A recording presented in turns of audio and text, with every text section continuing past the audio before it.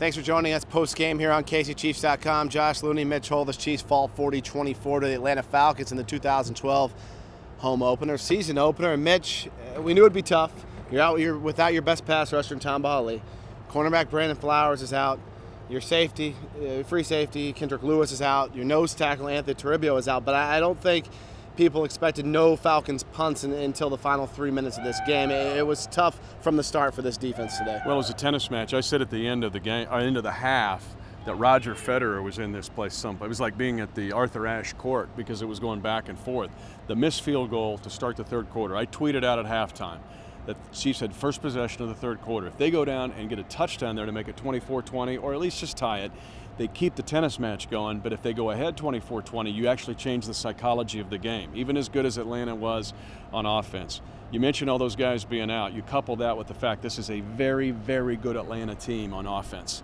All the weapons that they've got. If Julio Jones is healthy now, this could be the best tandem of he and Roddy White for sure in the NFC, even with those great Green Bay receivers. So once you miss the field goal, it's like everything came downhill and they ran out of air in every phase, including special teams. Yeah, it could have been 20-20. Suckup misses the 40-yard field goal. The Chiefs, it was like an 11-play, 56, 58-yard drive as they go down the field.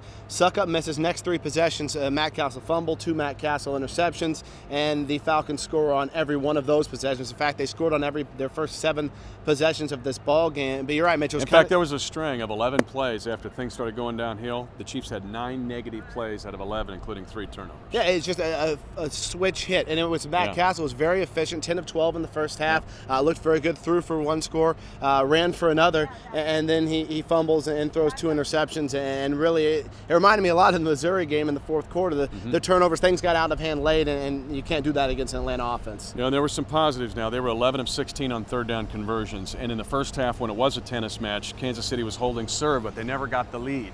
It never ended up where they were leading the set, basically.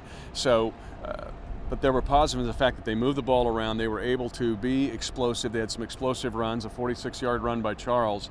So hopefully that bodes well for the future. What they were not able to do is ever slow down Atlanta, though, on the defensive end. And they were missing those guys big time. The pass rush from Hawley, Flowers at left corner. Because this is a team that likes to be imaginative in how they bring the pressures, but to do that, you got to play a lot of man coverage, and against this team, you're going to have mismatches, and that's what happened. Yeah, there were some positives hidden in there. Dexter McCluster had a great training camp, great preseason. Targeted 10 times, 6 catches, 82 yards. Kevin Boss, who showed some hands during camp, a very nice touchdown catch for the Chiefs' first touchdown score of 2012. And one I wanted to mention, another positive, was the fact that they did not go running downhill in their base run game. Michael Turner wasn't gashing them for 15-yard runs. He had one 11-yard run. Ryan had the scrambles and the quarterback draw for a touchdown. But this is now 3 of the 5 games, if you count the Green Bay game and the Arizona game, where the defensive front was able to protect the line of scrimmage and not get destroyed in the run game. You hope you get the back end fixed, because if that stays steady, you'll win games if you don't get mauled up front in the run game. And you can't talk about this game without talking Tony Gonzalez. A great ovation when they announced him when the Falcons came out. The Falcons got booed. They played some Miley Cyrus to welcome Atlanta, and then Tony came out and they said, please welcome Tony Gonzalez. It's like the Chiefs took the opening kickoff back for a touchdown. Fans weren't so kind to him, booed him after his first catch. Then he scores a touchdown and does his dunk, and he heard the boo birds loud and clear. But it was good to see Tony come back, the beginning of the end for him, and he did impress today for Atlanta. He's still playing at a high level. 16 years in the league, and only 3 tight ends have had more catches since he left here in 2009. So he's still playing at a high level, and he's highlighted even more in the fact that you got these great guys on the outside surrounding him. So he's going to get single covered. They're a load now. Their offensive line struggles some, and that's where missing Tamba was big today. But if their offensive line can hold the fort, the thing about Tony is now you hope that he wins a playoff game, because he and Dick Butkus will probably go down as the greatest players to play in this league to not win a playoff game if he doesn't get one this year, if he decides to retire. You just hope he gets one, and this Atlanta team will be a challenger in the NFC if they play like this today. Let's look forward to next week. The Chiefs have been all about not starting the year the way they did last year, and right now after one game, it's pretty much the same type of start, a lopsided loss. They go to Buffalo next week, a team that was blown out today by the Jets. What sticks out to you about what they need to do next week? It starts with run defense there, because they can't get you with Fred Jackson and C.J. Spiller. Spiller had a big day today, even though they were down by 20 when we started to tape this. And Spiller's explosive. We saw it last year. The Chiefs need to exact some revenge in this game.